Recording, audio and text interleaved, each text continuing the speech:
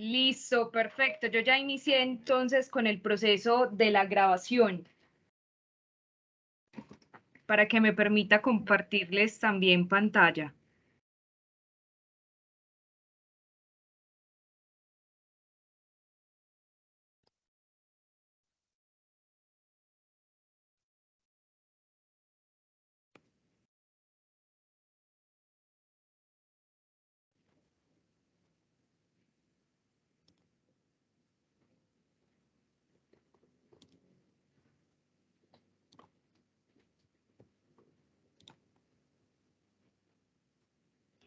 Bueno, entonces de nuevo, muy buenas noches. Ya iniciamos la grabación. ¿Se escucha ahí un eco? Sí. Por favor, cierra ahí el micrófono un momentito. Ah, bueno, pero sí se escucha como el eco un poco. Bueno, les pregunto, ¿escuchan y ven la pantalla en este momento? ¿Sí? De manera adecuada.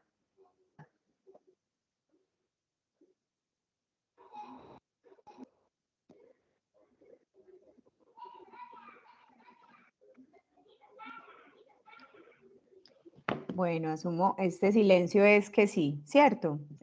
Que sí la escuchan bien. Sí, profe, sí, estamos escuchando bien. Listo, perfecto, muchas gracias. Bueno, entonces, para nosotros es bastante gratificante poder tenerlos aquí y tenerlas a cada uno de ustedes en este espacio que hemos ordenado y programado pues como con toda la intención de poder aportar y contribuir al conocimiento desde el programa de trabajo social, ¿sí? Este espacio se hace precisamente pensando en esas necesidades y esos vacíos que muchas veces encontramos en los procesos de formación y que posiblemente ya cuando estamos en el campo laboral podemos identificar pues como con mayor claridad. Entonces, mi nombre, pues para quienes no me conocen, es Diana Vázquez. Yo soy docente del programa de trabajo social y estaré pues acompañando este evento, resolviendo y respondiendo también como a través del chat todas las inquietudes, comentarios. En un momento ya la profe Sara nos dará pues como todas las indicaciones al respecto y antes entonces le doy la palabra a nuestro coordinador del programa de trabajo social en la Universidad Católica del Norte, Luis Miguel Gallo. Adelante. Bueno, muy buenas noches para todas y todos. Un gusto estar con ustedes en este espacio. Me parece maravilloso que hoy estemos iniciando este proceso, un proceso que sin lugar a dudas es muy potente porque nos permite pensarnos el trabajo social contemporáneo a la luz de unos elementos que no solo nos llevan a la reflexión, sino también a la acción, ¿cierto? En esa articulación constante de teoría y práctica, y que en este caso particular iniciamos con el ciclo de actualización profesional de el trabajo social y las organizaciones. Creo que es un tema con mucha vigencia, con mucha importancia, y que por supuesto allí no quiero dejar pasar por alto mi agradecimiento para el equipo docente, por la iniciativa, por el liderazgo en ese proceso, y también a nuestro invitado, Cristian David, porque generosamente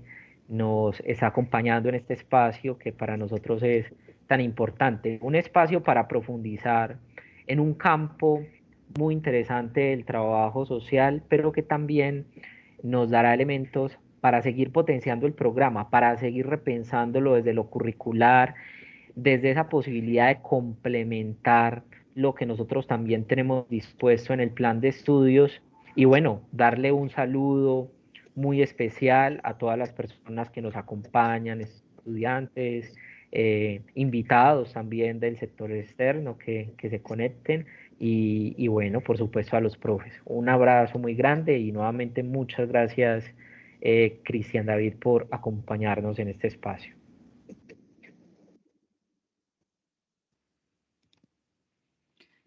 Nuevamente, un cordial saludo para todos y todas las presentes. Vamos entonces a dar inicio con esta nuestra cátedra abierta y queremos que este también sea un proceso interactivo. Por ende, vamos a utilizar una herramienta digital que nos permita también pensarnos este espacio desde otro punto y que ustedes son indispensables para este proceso. Permítanme entonces, vamos a dejar de ver la pantalla borrosa, vamos a dar inicio con nuestro proceso. Nos confirman si en este momento están viendo la pantalla y entonces vamos a iniciar con conocer quién es la persona que es nuestro invitado especial del día de hoy y con el cual vamos a poder compartir e ir más allá de este proceso que se denomina bienestar social empresarial y cómo se articula con el ámbito normativo o jurídico, si lo queremos denominar así, desde el punto de la seguridad social y por qué es tan indispensable para nuestro proceso como trabajadores y trabajadoras sociales. Nuestro ponente acompañante es el doctor Cristian David Rivera Aguirre. Él es abogado de la Universidad de Antioquia. Adicionalmente, es especialista en Derecho Médico y en Seguridad Social, magíster en Seguridad Social. Se desempeña en su ejercicio profesional como docente de la Universidad CES y hace parte del pool de abogados de Sura EPS. Le damos una cordial bienvenida para que pueda ser parte de este espacio. Cabe mencionar que el proceso de dudas, preguntas e inquietudes ustedes lo pueden realizar por medio del chat de Teams mientras él realiza su proceso de cátedra y al finalizar nuestra líder de área, Dayan, nos va a estar acompañando con ese proceso de lectura, esas preguntas, observaciones que ustedes como público le pueden presentar a nuestro invitado y también para poder hacer la sesión del uso de la palabra. Por favor, recordemos en este momento apagar nuestros micrófonos y nuestras cámaras para que podamos tener un mejor proceso desde la interactividad de la virtualidad.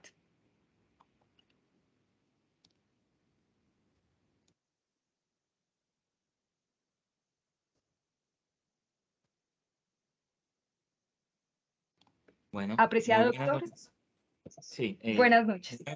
buenas noches para todos. De entrada, mil gracias por la invitación. La verdad lo aprecio mucho. Me parece muy interesante el diálogo de la seguridad social con otros saberes. Entonces creo que es importante estas conversaciones, especialmente para entender un poco cómo la seguridad social abarca distintos ámbitos de la vida y puede integrar distintas carreras, distintos conocimientos. Entonces creo que hay un punto supremamente importante. Trataré de ser muy breve y trataré que la exposición sea sencilla. Como bien lo dijo la profesora Sara, pues al final tendremos la sesión de preguntas. Y quisiera partir de algo y es definir muy básico qué es la seguridad social. Para ello trata de remontarme un poco a la historia de dónde viene esto. Y la seguridad social viene a ser una construcción que se da a finales del siglo XIX, cuando la situación arranca en Alemania. La situación en Alemania era bien compleja para las personas, trabajaban en fábricas, solo había algunas asociaciones mutuales que les daban una cobertura. Habían, si uno se enfermaba tenía que o pagar el médico o ir a alguna situación de beneficencia, algún hospital de beneficencia, temas así, de caridad. Si no tenía pues como sufragar el costo, si no estaba en alguna de las pocas asociaciones mutuales que existían, y se inventan un seguro.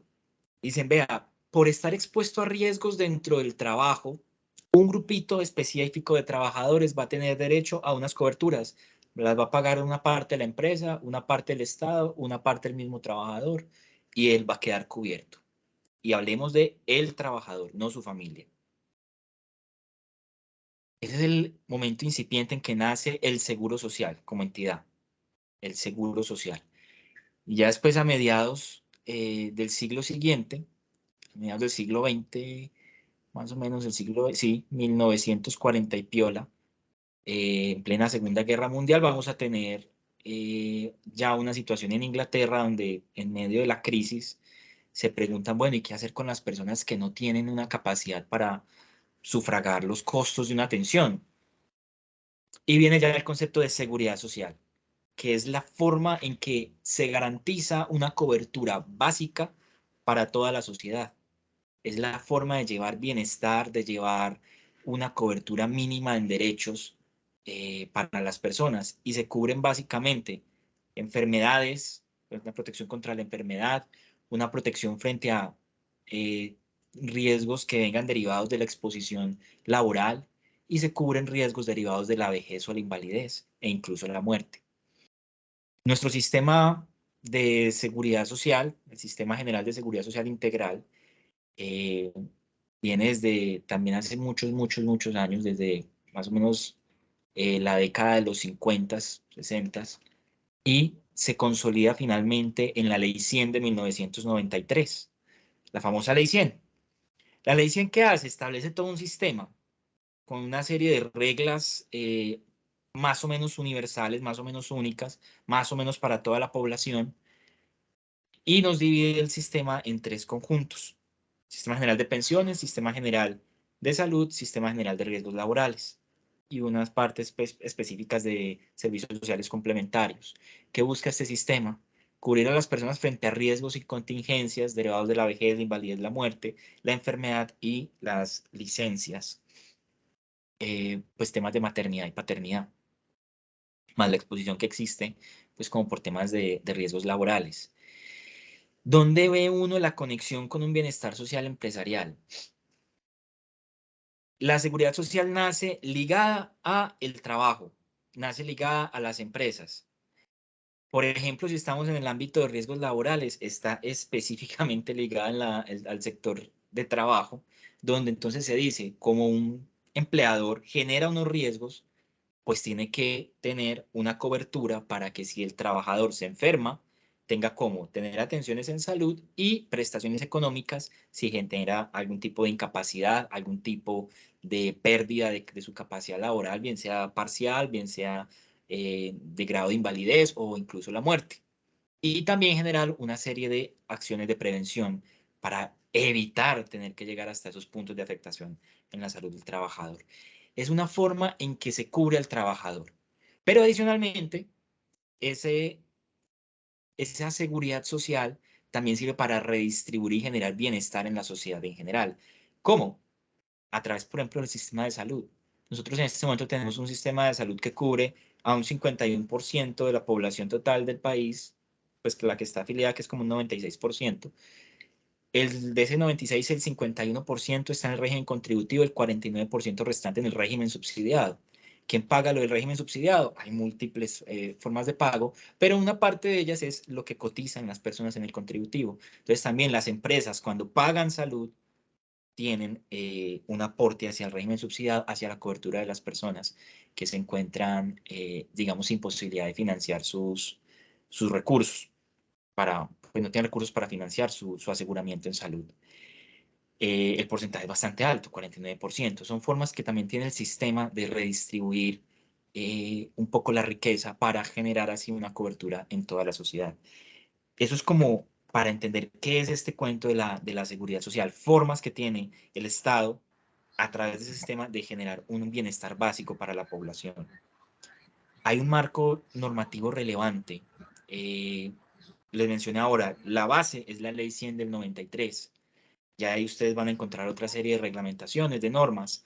La Ley 797 del 2002, frente a temas de Sistema General de Pensiones, las leyes 1122 de 2007, la Ley 1438 de 2011, normas que regulan el sistema de salud, la Ley Estatutaria de Salud, muy importante, la Ley 1562 de 2012, frente al Sistema General de Riesgos Laborales, el Decreto Ley 1295 de 1994, también de riesgos laborales. Todas son normas que regulan el sistema de riesgos laborales en este último caso, y en general son como un árbol para regular esos tres sistemas. Obviamente tienen una cantidad de reglamentaciones impresionantes, decretos, resoluciones, que no viene al caso mencionarlas todas, porque aquí nos quedaríamos más de una hora, pero sí es como para explicar la raíz, la base. Han sido una creación de ley 100 con distintos ajustes. No tenemos sistemas perfectos, pero tenemos sistemas que han ido evolucionando para cubrir en la mayor medida las necesidades de la población, con las reformas que han sido necesarias en el camino, con los ajustes que han sido necesarios. Tenemos un sistema de pensiones inspirado en el modelo chileno, un sistema de salud inspirado en el modelo de Países Bajos, de Holanda, y tenemos un sistema de riesgos laborales muy al modelo alemán del seguro social. Y con eso es con lo que el Estado ha tratado de dar esa cobertura básica a las personas para llevar ese bienestar a la mayor cantidad de la población posible.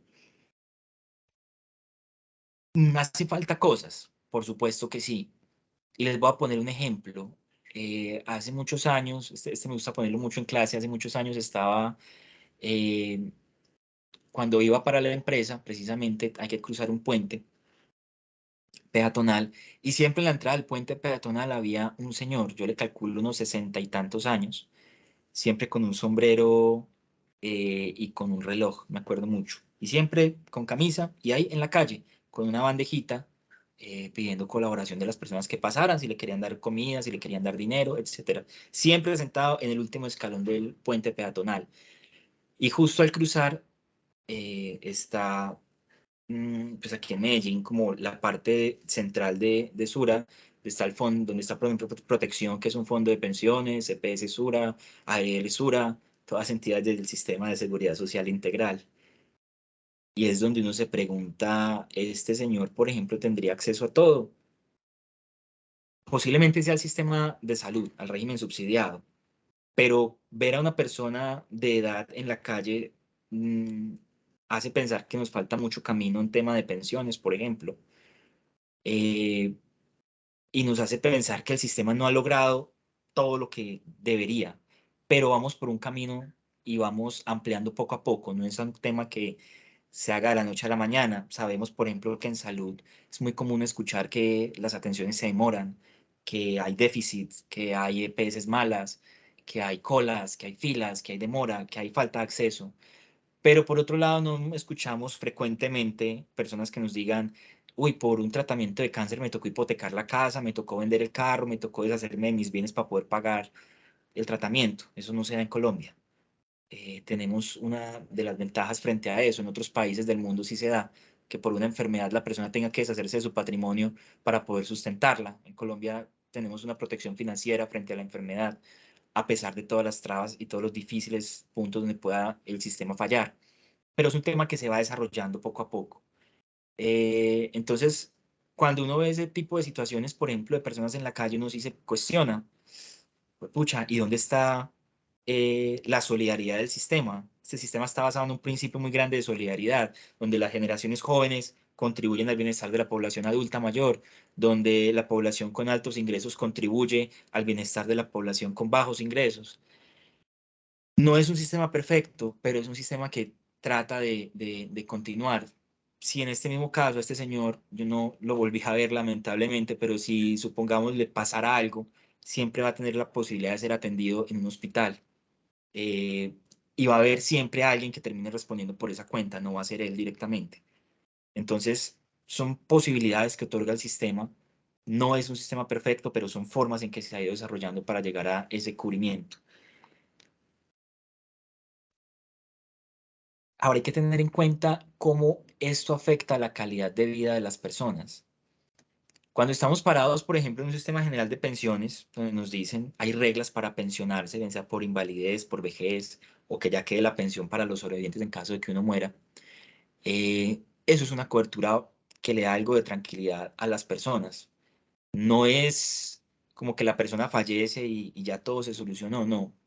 Pero en muchos casos tener al menos esa protección económica, que no será el mismo ingreso, pero es una parte de la protección económica, ayuda a sobrellevar un poco mejor las cosas.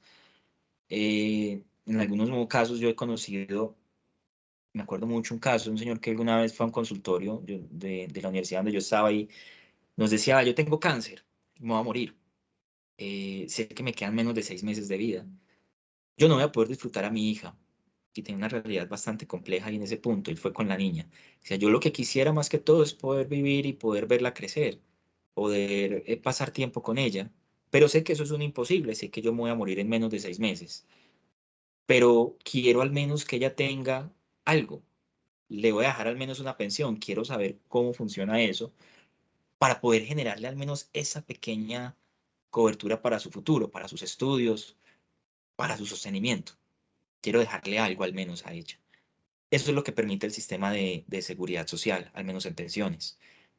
En salud, pues ya lo hemos venido mencionando, cubrir a las personas tanto en el régimen contributivo como en el subsidiado, independiente de si es trabajador dependiente, si es contratista, si es rentista, si es pensionado o si no tiene recursos. Hay muchas otras fuentes para financiar el régimen subsidiado, entre otras, por ejemplo, cada que alguien se toma una botella de aguardiente producido en las fábricas de los distintos departamentos, contribuye al sistema de salud. Cosas curiosas. Pues cuando dice salud, pues en realidad sí, terminas contribuyendo al sistema de salud. Hay muchas formas de contribuir a ese punto, hay muchos recursos. Y finalmente lo que hace el sistema es tratar de hacer eso, de lo que se logre, digamos, recaudar por vía de las contribuciones de empresas y de trabajadores, distribuirlo también en la población general, pagar las atenciones de la población que está en régimen subsidiado. Tenemos una población muy grande, 49% en régimen subsidiado. Eso es muy, muy, muy grande, más allá de lo que los cálculos estaban previstos, pero hasta ahora ha funcionado y hasta ahora sigue funcionando. Y la idea es que el sistema continúe y lleve cada vez más bienestar a las personas. Y bueno, el sistema de riesgos laborales, todo lo que tiene que ver no solo con el pago de una pensión, con el pago de una incapacidad, de una indemnización, con el pago de las prestaciones asistenciales a las que tiene derecho una persona, sino la prevención misma. El deber que tiene una ARL de ayudar a la empresa a prevenir, a mitigar ese nivel de riesgo, a ayudar a que la población trabajadora no se enferme. Y bueno, ya enferma, ya expuesto al riesgo, ya materializado ese riesgo, cómo ayudar para que esa crisis, ese drama humano no sea mayor. El drama de perder una mano. Pues en un pasado, si la persona perdía la mano, tenía una de dos: se quedaba en la casa o salía a buscar cualquier otra cosa que pudiera hacer con la capacidad que le restara. Hoy en día al menos tenemos una cobertura en riesgos laborales que le va a permitir a esa persona tener una pensión de invalidez, eh, y con ello poder mantener una cobertura mínima dentro de su hogar. Tema similar a la persona que fallece en el trabajo.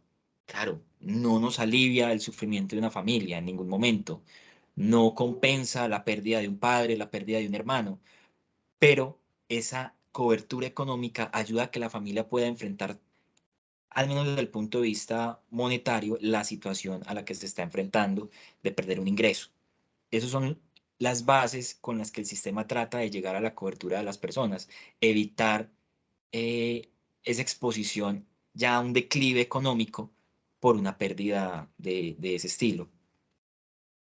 Como les digo, no es la solución, pero ayuda y son como los mecanismos que tiene el sistema para dar ese cubrimiento. También tenemos un sistema de protección familiar, que tiene que ver con las cajas de compensación familiar, donde se entregan también créditos, donde se entregan ayudas para, por ejemplo, en económico, ayuda en metal para subsidios de los hijos que están estudiando, se entregan cursos, se entregan actividades recreativas, se busca cubrir otra parte eh, más allá de lo netamente económico asistencial que cubre ya la seguridad social. También tenemos un sistema de protección familiar que busca propender por ese bienestar ya de la familia en temas incluso recreativos. También financiado por la empresa.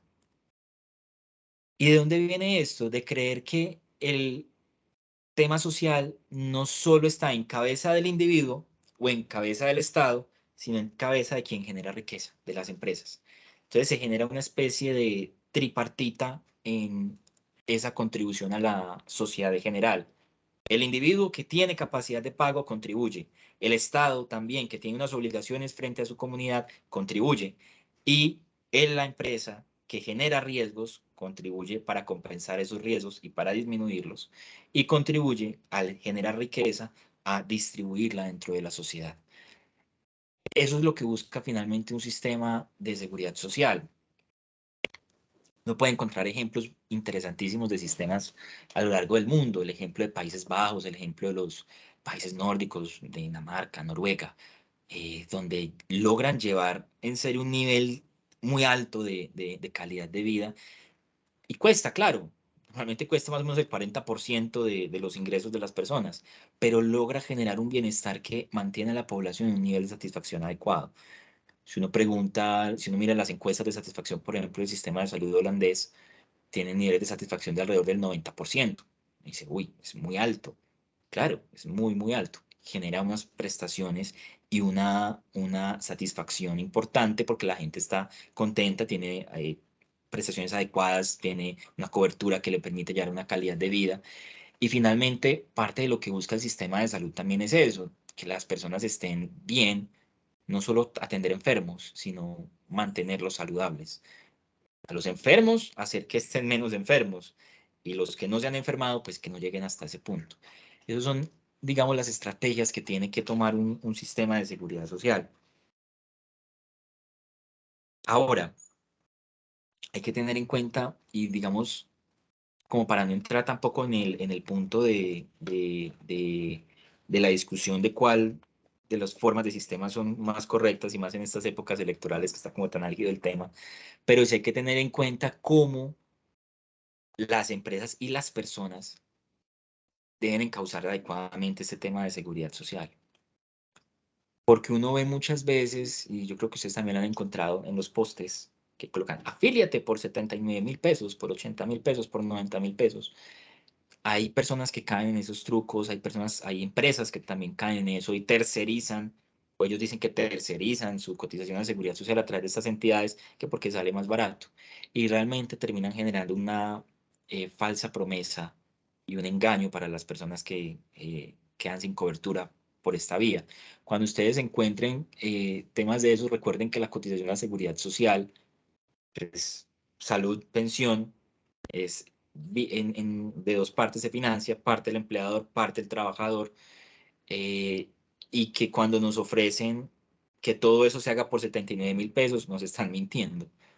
Normalmente estas entidades lo que hacen es fingir una relación laboral que no existe con la persona, decir que es su trabajador cuando en realidad no trabaja con ellos, simplemente les paga para que lo afilien y le cotizan por más bajito o le dejan de cotizar, por ejemplo, a pensiones para cotizarle solo a salud o en salud solo le cotizan unos días, le generan una cantidad de inconvenientes que puede que inicialmente no se noten, pero al posteriori sí. Cuando ya la persona va a reclamar un tema pensional, cuando ya tiene una invalidez y va a pedir una pensión de invalidez, se va a dar cuenta que no le cotizaron ciertas semanas. Cuando, por ejemplo, en salud va a ver que necesita una incapacidad y que no tiene pagos los tiempos suficientes para el que se le genere la prestación económica, ahí es donde va a haber la falencia.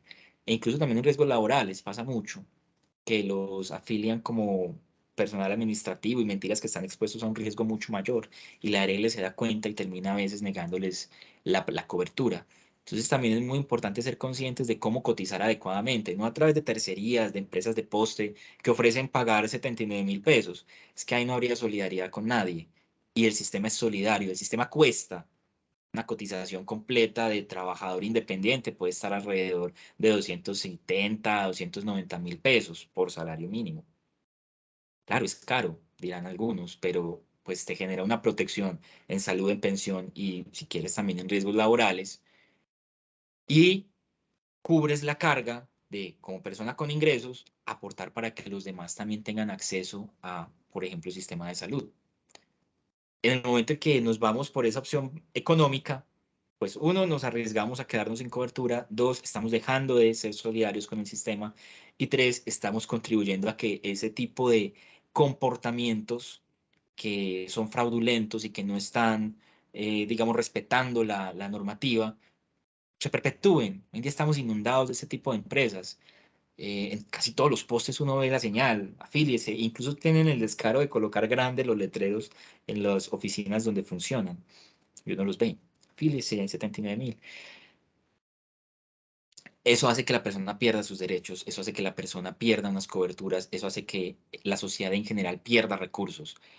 Tenemos todos un deber solidario de aportar precisamente al sistema para evitar este tipo de situaciones, independiente de donde estemos parados. Incluso en pensiones se da. El que está en Colpensiones hace parte del régimen solidario de prima media con prestación definida, una bolsa común donde llegan los aportes de todos y luego Colpensiones paga las pensiones de ahí, de ese recurso que tiene, de esa bolsita, que hoy en día es insuficiente y el Estado le tiene que inyectar capital, sí, pero de esa bolsita Colpensiones paga, allá esa bolsita aportamos todos y tenemos que hacerlo adecuadamente, no podemos tumbar a la bolsita porque nos tumbamos a nosotros mismos y tumbamos a la sociedad.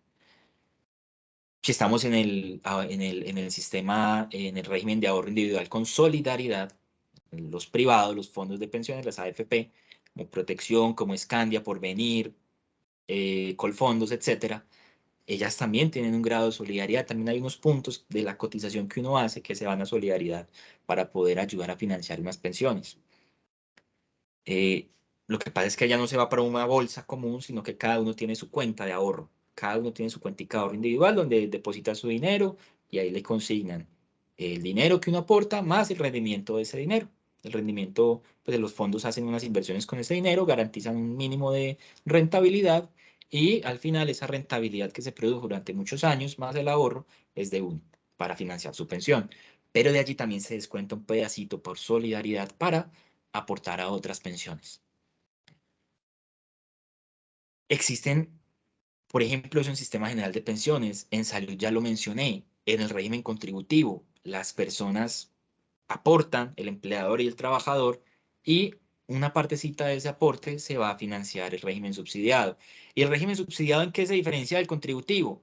Solo en una cosa, no tiene prestaciones económicas, no pagan incapacidades ni licencias. De resto, tienen exactamente los mismos derechos. Solía uno encontrar en la concepción inicial del sistema que el régimen subsidiado tenía una bolsita de beneficios menor que la del régimen contributivo, pero finalmente eso desapareció. ¿Por qué? Porque no podíamos considerar a los que cotizaban como ciudadanos de primera categoría y a los que no cotizaban, los que no tenían recursos, como ciudadanos de segunda categoría. Entonces, para podernos igualar a todos, el plan debía ser el mismo, independiente de si se cotiza o no. La atención debería ser la misma. Y ustedes me dirán, es que hay EPS muy malas en el subsidiado. Sí, también hay EPS muy buenas. Hay EPS que tienen un ranking de cobertura, de acceso y de satisfacción del usuario muy elevados. Les pongo el ejemplo de Mutualser, que en este momento ostenta ser la mejor EPS del régimen subsidiado, que nada tiene que envidiarle a las mejores EPS del régimen contributivo. Entonces, digamos, ahí uno ve que se equipara, y por un tema de solidaridad se equipara el que tiene capacidad de pago con el que no tiene capacidad de pago. Son formas de redistribuir la riqueza y son formas de garantizar una cobertura básica para toda la población. Y en riesgos laborales, digamos que riesgos laborales es un sistema que, como viene derivado del seguro inicial, que era solo para trabajadores, ese que les mencionaba de Alemania, del modelo del canciller Otto von Bismarck, ese modelo no tiene solidaridad, pero porque no está enfocado en toda la población, está enfocado en la población económicamente activa, para no decir solo trabajadores, porque pues ya ahí caben independientes y caben incluso a trabajadores autónomos por cuenta propia, no solo contratistas. Pero ¿qué busca igual ese sistema? Garantizar que el trabajador, uno, no se vea expuesto a riesgos o tratar de minimizarlos. Dos, si ya se vio expuesto a una materialización de un riesgo, generarle prestaciones asistenciales para recuperar su salud, rehabilitarlo y en algunos casos incluso readaptar su capacidad laboral. Y tres, si ya tuvo mientras dura el proceso de recuperación, tener una incapacidad temporal que le permita reemplazar su ingreso. Incluso el valor es el 100% de lo que cotizaba, distinto a como ocurre en salud, que es solo una parte. Si ya tuvo una pérdida estructurada porque perdió un dedo, porque quedó con una movilidad reducida, porque le quedó cualquier secuela que le genere una pérdida entre el 5 y el 49% de su capacidad laboral, el sistema le reconocerá una indemnización, un monto único que le paga como indemnización por esa pérdida que tuvo. Y si tiene una pérdida superior al 50, del 50 para arriba, pues va a tener una pensión de invalidez. E incluso si fallece, como les decía ahora, pues parte de ayudar con ese drama familiar es la pensión de sobreviviente. Y uno ve en este país, esto ya como referencia personal mía, este es un país de infieles. Uno suele encontrar que en las pensiones de sobreviviente casi siempre hay dos beneficiarias, una cónyuge y una compañera permanente, o dos compañeras permanentes. Siempre se empiezan a pelear, no, él vivía conmigo, él vivía conmigo, él vivía conmigo. Y suele pasar que terminan concediéndose incluso pensiones para dos parejas. Es bien interesante esa parte. Pero finalmente es una ayuda que tiene el núcleo familiar, es una ayuda que tienen los hijos. El caso que les contaba ahora del señor con cáncer. Finalmente él falleció, pero la pensión de sobreviviente le quedó a la hija. Le quedó a la hija hasta los 18 años, si no estudia más de allí, o hasta los 25 si está estudiando. Es una ayuda que le puede dejar el papá. Finalmente es una forma en que el sistema garantiza una contribución para ese bienestar de la persona, ese bienestar dentro de la familia. No reemplaza una figura paterna, pero ayuda a generar una protección económica.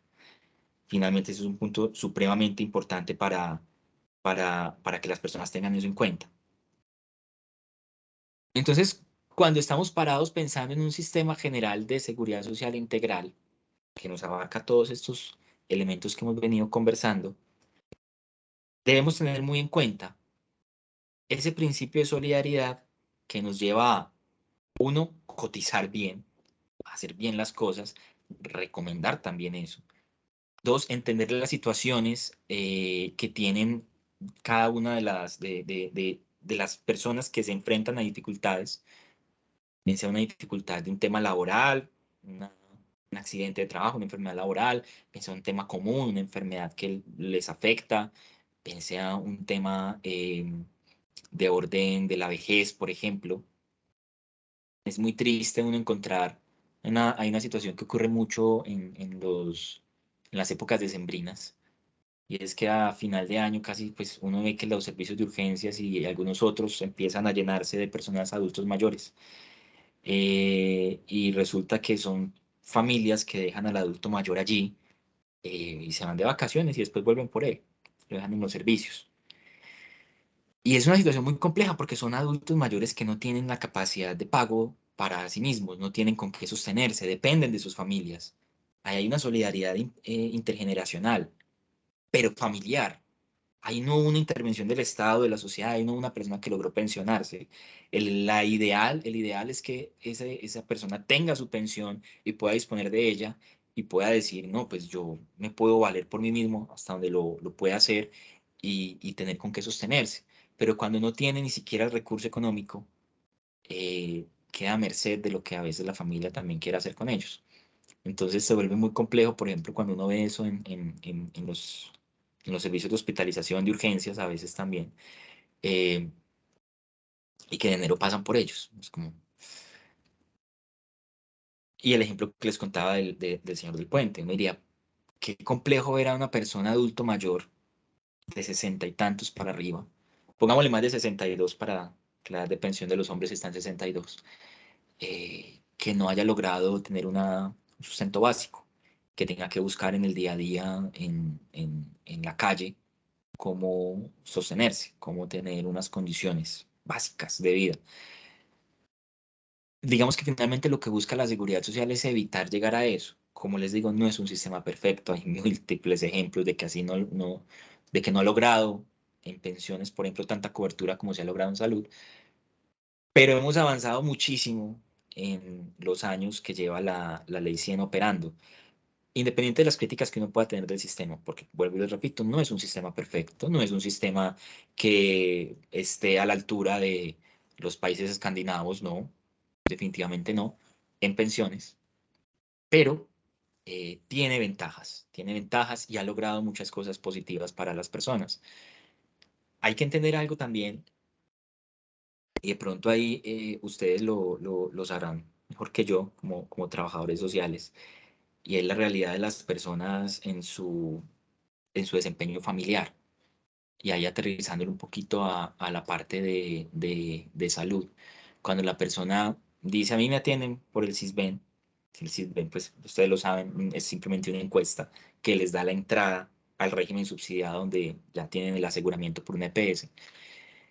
Y en esa EPS tienen unas coberturas y la persona dice, no, pero mm, yo no quiero, por ejemplo, cuando va a empezar a trabajar, perder esa cobertura. Entonces yo me quedo callado y no, no, no pido a mi empleador incluso que no me afilie. Se da mucho, o se daba mucho con las trabajadoras del servicio doméstico, que decían, no me vaya a afiliar, no me vaya a cotizar, yo tengo el CISBEN. A mí que me atienda el CISBEN, porque es que si me mete por allá, pierdo esa cobertura y me toca empezar a pagar por allá, por ejemplo, cuotas moderadoras, por ejemplo, eh, si tiene beneficiarios, esos beneficiarios tendrían que pagar copagos, etcétera. Cosas que puede que en el nivel de CISBEN en que esté dentro del régimen subsidiado no le toque pagar. Entonces, comienza uno como en ese tema de, no me afilie, déjeme donde estoy. Y las personas dentro de su núcleo a considerar que es que deben permanecer en el régimen subsidiado. Y entonces también el niño tiene que ser sincero y decirles, venga, no, o sea, es que el sistema es de todos. Si alguien le hace fraude al sistema, no le está haciendo fraude a un tercero por allá elevado, nos está haciendo fraude a todos. Y por solidaridad, el que tenga recursos debe contribuir con el sistema. Tanto el que tenga los miles de millones como el que tenga la capacidad de pago al menos para un salario mínimo. Porque finalmente hay gente que no tiene ni siquiera el salario mínimo y que está teniendo cobertura por el sistema. Hay que tratar de mantener una base equilibrada entre todos. Todos debemos aportar. De ahí, por ejemplo, mi crítica a esas entidades de poste, de ahí mi crítica a las personas que quieren permanecer en el subsidiado pese a que tienen recursos. Uno encuentra casos tan aberrantes como gente que tiene pólizas de salud que valen 500.000 pesos y están en el régimen subsidiado. Eso está prohibido por norma. Eso está prohibido. Para yo poder tener una póliza de salud tengo que estar en el régimen contributivo porque se supone que tengo recursos para pagar una póliza tan cara. Pero uno encuentra casos así, gente que tiene capacidad de pago y está en el régimen subsidiado y uno dice, pero por Dios, nos estás haciendo trampa a todos. Estás yéndote en contra de ese bienestar social, bienestar de toda la comunidad. Y empresas que también tratan de bajarse eso, empresas que cotizan deficitariamente a sus trabajadores. Si uno quiere tener un trabajador en óptimas condiciones, la empresa debería velar por su seguridad, por su bienestar. Parte de ese bienestar es este sistema. Parte de ese bienestar es pagarle a tiempo las cotizaciones de salud para que después no le digan es que usted está en mora y esto y lo otro y ta. Parte de su bienestar es cotizarle por lo que gana, porque muchos lo que hacen es cotizar muy por debajo de lo que la persona está ganando y la persona no se da cuenta. Se viene a dar cuenta el día en que se incapacita y va y pide el pago de las incapacidades y le pagan un valor súper pequeño. Y ahí es donde dice, ¿qué pasó? O el día que se va a pensionar y va a ver, y resulta que durante mucho tiempo la empresa no le cotizó y gracias a eso no se va a pensionar. O le cotizó y le cotizó muy por debajo de lo que él se ganaba realmente. Y gracias a eso se va a pensionar con un salario muy bajito en comparación a lo que tenía. Eso afecta al bienestar de las personas. No solo en tema de riesgos laborales, claro, también es gravísimo el tema de riesgos laborales, la empresa que no paga. Entonces no le genera prevención a los trabajadores y fuera de eso, perdón, era mi perro que está tosiendo, y fuera de eso no le va a generar tema de pago, por ejemplo, de prestaciones económicas, si no tienen una ARL. Entonces todo termina atándose a un bienestar. Tomémoslo como sociedad en general y remarquémoslo en las empresas, en el caso de las empresas puntualmente. Una empresa quiere tener contentos a sus trabajadores. Hay empresas, por ejemplo, que van más allá.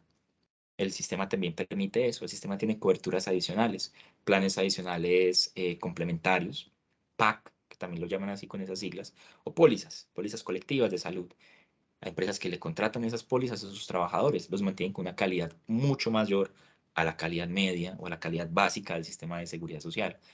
Muy bacano. Ojalá todas tuvieran esa capacidad, pero uno entiende que una pyme pues no va a llegar a contratar una póliza colectiva de salud para sus trabajadores. Tienen que ser empresas muy grandes con muy buenos recursos.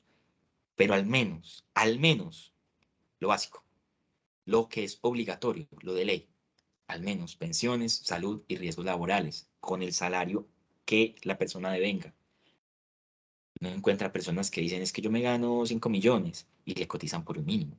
Dice, pero por Dios, ¿cómo así? Y a veces llegan y caen en estas tercerías.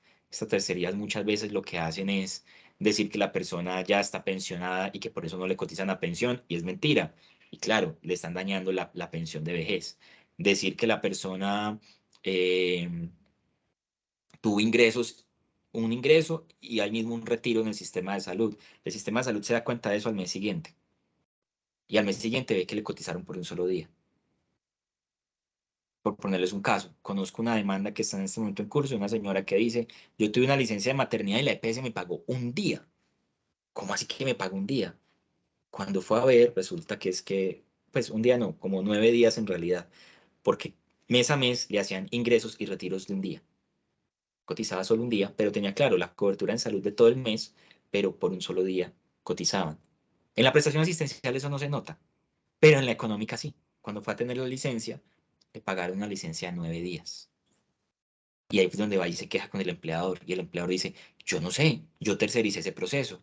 Yo le pagaba mensualmente a una empresa que me pedía muy poquita plata y con eso yo garantizaba la cotización. ¿Qué bienestar hay para esa señora? ¿Qué error tan grande el de la empresa? Y hay un tercero que se está aprovechando de estos vacíos que permite el sistema. Hay fallas dentro de la planilla de aportes. Y esos terceros son expertos en aprovecharse de esos vacíos. Pero esos vacíos finalmente lo que terminan es haciendo daño a las personas. Entonces, de ahí la importancia de la seguridad social como un eje básico para llevar bienestar a la sociedad, vuelvo y repito, y con un enfoque muy específico, ya que estamos en bienestar social empresarial, en las empresas y en los trabajadores. Importante esa parte. Me pidieron también que dejara un espacio para preguntas, entonces, si quieren, si tienen preguntas o si no, continuamos. En este momento no tenemos preguntas Bueno, en el perfecto. chat. No sé si de pronto alguno de los asistentes y participantes, pues de pronto tengan alguna pregunta, comentario y lo quieran hacer en este momento.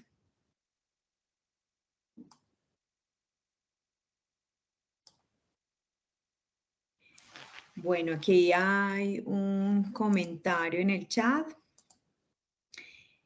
de María Cristina Duque. Dice, genial este tema, qué importante para nosotros como trabajadores sociales reflexionar sobre ese principio de solidaridad con el sistema de seguridad social. Es clave entender el sistema más allá de criticar sus fallas. Lástima toda la corrupción que se genera alrededor. Por ahora, ese es el comentario que tenemos. Entonces, te dejo el espacio, Cristian. Hay un punto muy importante cuando hablamos del principio de solidaridad. Hay otros sistemas en el mundo, por ponerles un ejemplo, los sistemas de salud. Les voy a poner el ejemplo del sistema de salud de Estados Unidos. Es muy conocido porque es un sistema totalmente privado. Hay una fraccioncita pues pública que ahí va. Pero en su mayoría son sistemas de cobertura de seguros, donde la persona paga por un seguro y con ese seguro lo atienden. Y dependiendo de cuánto pague por el seguro, porque hay tipos de seguros, entre más pagues, pues más cobertura tendrás, eh, será su atención. Pero el que no tiene un seguro, pues tiene una bolsita que han establecido para la población, pero en gran medida es un país donde la gente gasta de su propio bolsillo. Y es un país donde como funciona por seguros, realmente no hay una solidaridad entre las personas. Es de lo que usted alcance a cotizar, a pagar. Una prima literalmente de seguro. No es ni siquiera una cotización, no se considera un sistema de seguridad social. Como también hay países como el de Holanda, Países Bajos, que es es un sistema muy parecido al colombiano, donde existen unas entidades, también son aseguradoras, que reciben un pago de la persona, pero garantizan una cobertura igual para todos, y es una cobertura obligatoria. La solidaridad donde radica en la posibilidad de que el que esté sano pague para el que está enfermo, por ejemplo. Uno que está acá en la casa paga su cotización para que atiendan al que está hospitalizado. Para que el que tenga ingresos altos pague un poco más, porque en el sistema de seguridad social está esa regla, el que entre más devengue uno, más alto es el nivel de cotización, el porcentaje de cotización por solidaridad para apoyar a los que no tienen capacidad de pago. Y la solidaridad también, esta es muy dada más en pensiones, hacia el tema intergeneracional, donde los jóvenes financian las pensiones de las personas mayores.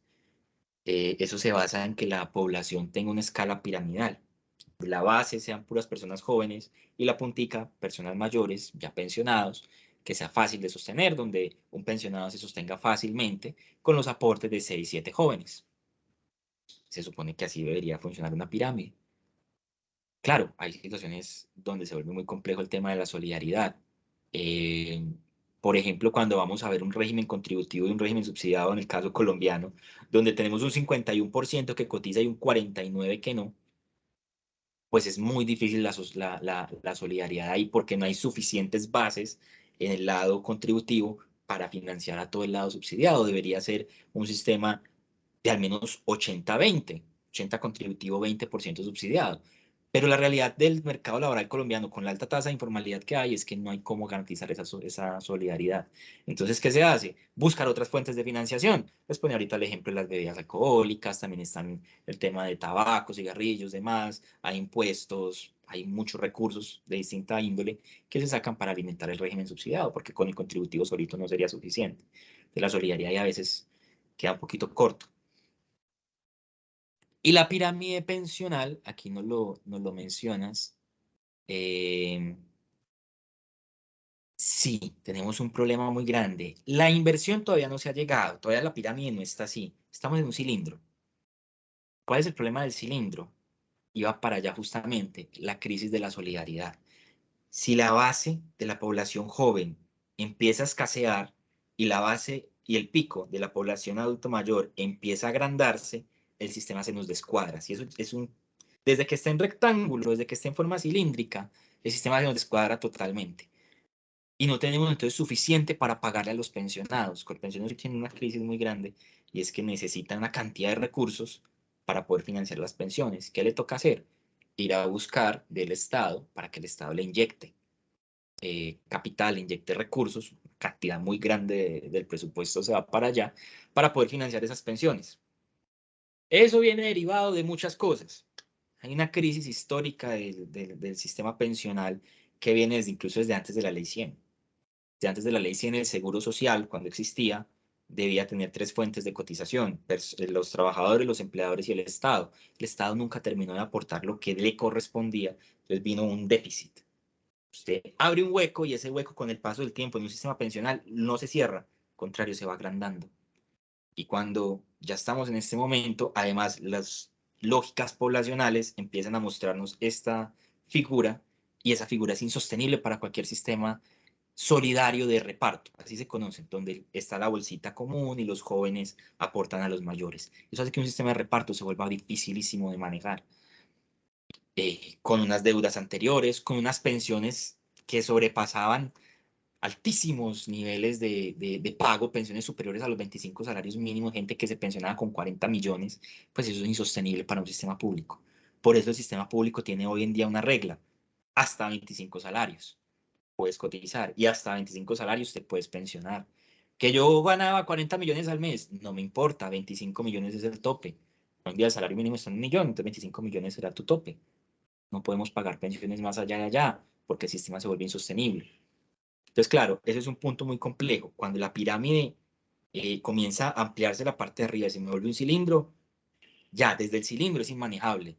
Y si me llega a invertir del todo, apague y vámonos, no hay nada que hacer. ¿Qué tiene que hacer entonces un sistema allí? Tratar de buscar cómo agrandar esa posibilidad de cotización de las personas en la base, con una realidad muy grande. La población económicamente activa tampoco es mucha, porque partamos de que para yo poder cotizar a pensiones tengo que estar cotizando en el régimen contributivo. Entonces, en teoría, ese 49% que están subsidiados no cotiza a pensiones. Entonces, imagínense que esa población económica activa, que podría estar en la informalidad, no cotiza pensiones. Eso es un vacío muy grande para la solidaridad. Entonces son crisis grandes de los sistemas pensionales. No solo se ve en Colombia, eso se ve en muchas partes del mundo, donde, por ejemplo, la población vieja está aumentando. Es muy complejo. Y donde, por ejemplo, los beneficios eran muy grandes, lo que les decía, las pensiones grandes, macro, mega pensiones que hablaban hace tiempo, pensiones, en nuestro caso, superiores a 25 salarios, el modelo griego de pensiones. Se quebró porque reconocía pensiones muy elevadas. Se quebró y inviable financieramente, entonces tuvieron que recortar los beneficios que otorgaban. Precisamente ese es el tema. Y toda decisión que uno tome en el sistema pensional, en el régimen de reparto, la tiene que tomar pensando a futuro. No la puede tomar hoy. Tiene que pensar qué va a pasar más adelante, qué va a pasar en 25, en 30 años. Cualquier monto que uno deje de recaudar va a afectar a futuro. Entonces ahí es donde se vuelve muy complejo el tema. Otra pregunta que veo, ¿qué acciones podríamos proyectar para ayudar a mitigar lo pertinente a la corrupción y a la evasión de pago según los ingresos? ¿Qué estrategia o modelo adoptar para nuestro país? Desde hace unos años se ha venido dándole mucha fuerza a una entidad que a mí me parece que ha hecho un trabajo interesante y es la Unidad de Gestión de Parafiscales, la famosa UGPP. Es como una DIAN de la seguridad social y de hecho es miedosa. Tiene una cantidad de sistemas de información de los que saca datos para caerle a la gente y decirle, oiga, usted tiene capacidad de pago, usted tiene que cotizar y si no cotiza yo lo sanciono. Y no lo sanciono suavecito, lo sanciono muy duro.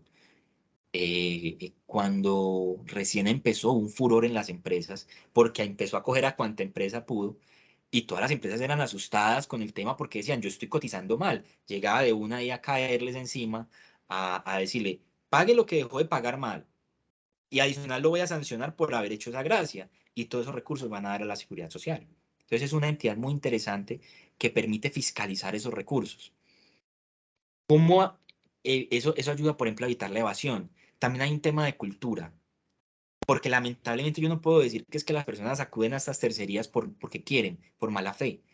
Muchas veces la persona incluso le cuenta a las entidades de seguridad social, no es que yo tercericé, y es como, venga, usted no sabe que está haciendo algo ilegal, porque nos falta esa cultura. Entonces también hay que tener ese conocimiento. La UGPP ha hecho campañas, las entidades de seguridad social hacen campañas, pero no son muy visibles, lamentablemente. Donde uno más pueda replicar ese tema y ese conocimiento de pilas, no usen eso, muy importante. Que uno, por ejemplo, entre una compañía diga, oiga, pilas, eso es ilegal, asesórese, eso está mal hecho. Mire, la página de la UGPP dice que eso está prohibido. Porque muchas personas caen en su inocencia por eso. Yo creo que no hace mucho, mentira, sí hace mucho, hace como 2 años, Séptimo Día, si no estoy mal, sacó un documental sobre las agrupadoras y entrevistó casos y todo. Y mostraban casos de por ejemplo, un mecánico. Perdió un ojo se estalló algo y le dio en el ojo y perdió el ojo. Y cuando fue a ver en Seguridad Social, en el ARL, lo tenían reportado como un trabajador de escritorio. La ARL le negó la cobertura. Y el señor sigue trabajando con un ojo malo. El sistema de seguridad social no lo cubre. ¿Por qué? Porque hizo mala la afiliación. Y no lo hizo de mala fe, ¿no? Es decir, yo creía que yo estaba pagando bien y me salía muy barato. Entonces ahí es donde está la cosa compleja. Los empleados de los hospitales están trabajando con cooperativas con un contrato de prestación de servicios. Ellos deben cumplir un horario, tienen derecho a la afiliación de una pensión y una seguridad social. Bueno, cuando estamos hablando de una prestación de servicios, un contrato de prestación de servicios, partamos de que todos tienen derecho, si tienen ingresos, a la cobertura en pensión y en salud. Ahorita les hablo de riesgos laborales. En pensión y en salud es obligatorio si devengan al menos un salario mínimo. La pregunta ahí es quién lo paga. Si la persona es un contratista, realmente un contratista que tiene autonomía, que no recibe órdenes, que puede que no tenga digamos que el tema de horario a veces es no la fuente concreta para identificar una prestación de servicios, porque puede que yo diga, hay una prestación de servicios, les pongo un ejemplo, un abogado. Un abogado no cumple horarios, el abogado litigante, pero el abogado no puede ir a la Alpujarra a las 8 de la noche porque eso está cerrado. Entonces, para prestar el servicio tiene que tener en cuenta un horario de prestación de servicios, ¿sí? El abogado no es contrato de trabajo. Ese es el típico caso de profesión liberal, donde es prestación de servicios, pero tiene que tener al menos unos horarios para la prestación efectiva del servicio. No, como les digo, no puede ir a un juzgado a las 8 de la noche, está cerrado. Hay otros elementos que permiten indicar si en realidad están disfrazando una relación laboral, por ejemplo, que le den órdenes, ¿sí? Y que tengan un poder disciplinario, y bueno, lo del horario también ayuda, y otra cantidad de circunstancias más. Si se demuestra que es una relación laboral, le toca al que lo contrató afiliarlo y pagarle seguridad social. Pero si se trata de un contratista, real contratista con su autonomía, el contratista asume el pago de pensión y de salud completo. El porcentaje que le correspondería al empleador y al trabajador lo asume él solito. Eso en el caso de un contratista. En riesgos laborales, los contratistas son obligatorios solamente si están expuestos a riesgos 4 y 5, los riesgos más altos. Si no, es una potestad del contratista si se incluye o no. Es voluntario.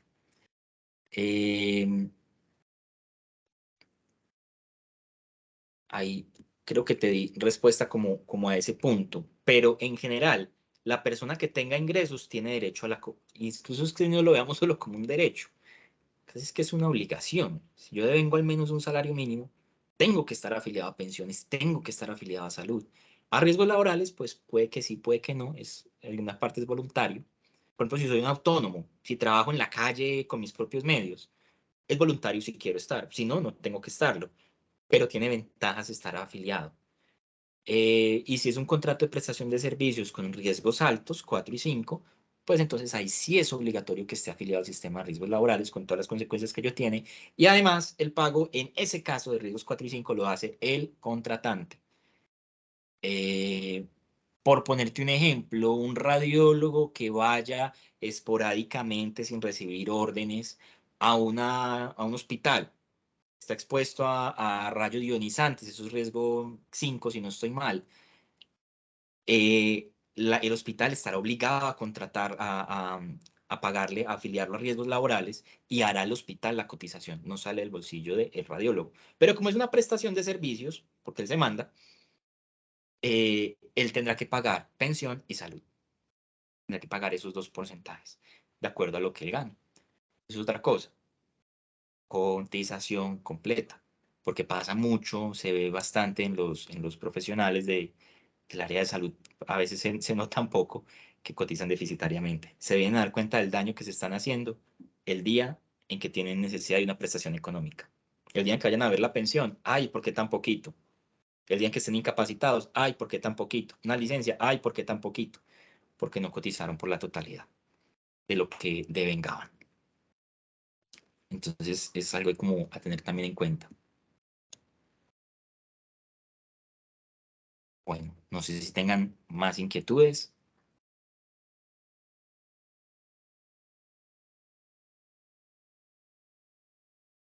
Buenas noches. En el chat no tenemos más inquietudes.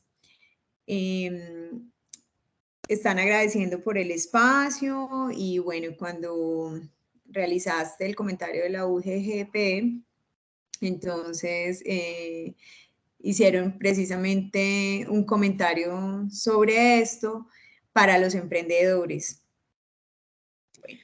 Hay un punto con los emprendedores, digamos que las empresas, uno lo ve, las empresas pequeñas, los pymes que están apenas empezando y toda la cosa, claro, la carga tributaria laboral es grande, es cotizar, es complejo, cotizar y pagar salarios, pagar prestaciones sociales, o sea, es que no es solo el salario, está la prima, las cesantías, las vacaciones, el auxilio de las cesantías, una cantidad de prestaciones sociales que se vuelve muy difícil para la empresa pagar eso, más lo que tiene que pagar de la DIAN, es muy duro, eso es claro.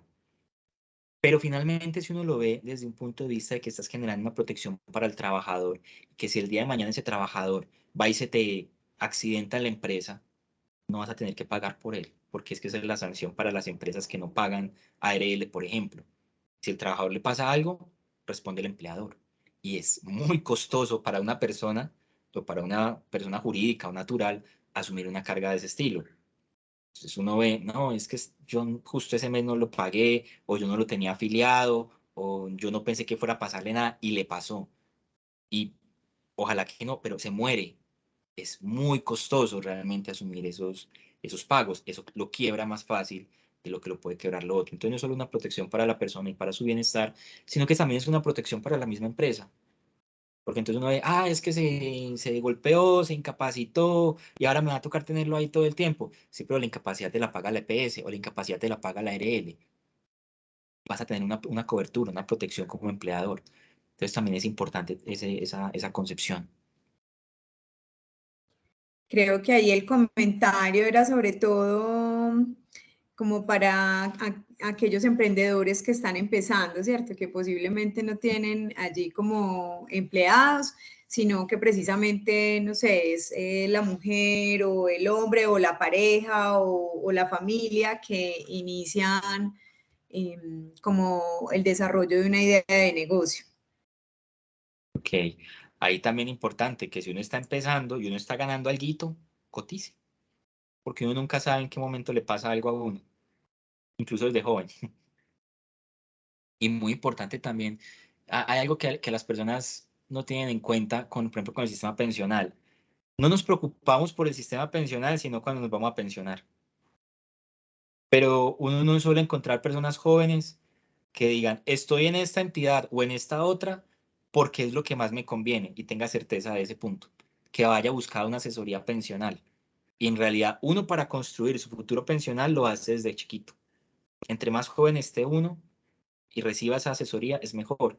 Que uno pueda decir, estoy en una AFP privada, en el RAIS, porque me conviene, porque me explicaron esto y quiero estar acá. O estoy en Colpensiones porque me conviene, porque esto y esto y quiero estar acá. Pero uno encuentra más que es porque un día me encontré un asesor en la calle y me afilió y me dio una tarjeta de regalo para reclamar un helado en no sé dónde. Entonces es también importante uno empezar a construir su seguro pensional desde joven y ser muy consciente de eso. Bueno, yo creo que vamos entonces dando por finalizado este espacio, siendo ya las 8:07, nos excedimos ahí un poquito en la programación del tiempo con nuestro invitado. Agradecer al Magister Cristian David Rivera, que es el experto que hoy nos ha acompañado en este evento que hicimos y desarrollamos desde el programa de trabajo social, y también agradecerles pues a todas las personas que asistieron y nos acompañaron y participaron de este espacio. También invitarles para nuestra próxima cátedra, que es precisamente el 31 de marzo, el jueves, a las 7 de la noche. También la haremos a través de Teams, y el tema que nos convoca este día es trabajo social y la gestión del sistema de seguridad y salud en el trabajo, que también es un tema pues con toda la pertinencia para nosotros desde el programa de trabajo social, y que hoy pues de acuerdo a la normatividad en nuestro país, pues digamos que empieza también a cobrar como un lugar protagónico en la gestión de las organizaciones, y sobre todo desde las áreas de bienestar o de gestión humana o talento humano. Entonces es bastante importante y pertinente. Nos preguntan que si van a quedar grabadas. Sí, van a quedar grabadas estas cátedras para que puedan también consultarlas de manera posterior y puedan acceder pues como a esta información quienes por distintas razones no lograron vincularse. Entonces, Cristian David, muchísimas gracias y nos vemos entonces de nuevo el jueves 31. Gracias a todos y a todas. Les deseamos una muy feliz noche. Mil gracias, que estén muy bien, feliz noche para todos.